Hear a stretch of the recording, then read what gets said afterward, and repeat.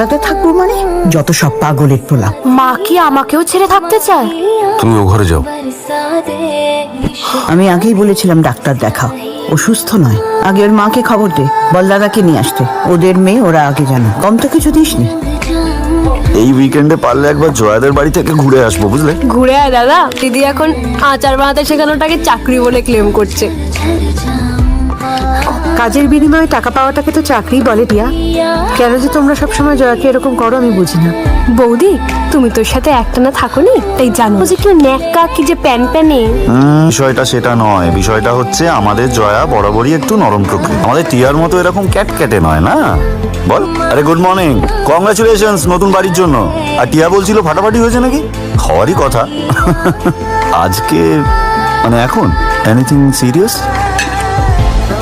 হ্যাঁ আমি আসছি। মা একবার ওই বাড়ি যেতে হবে। আমি যাব তোমার সঙ্গে।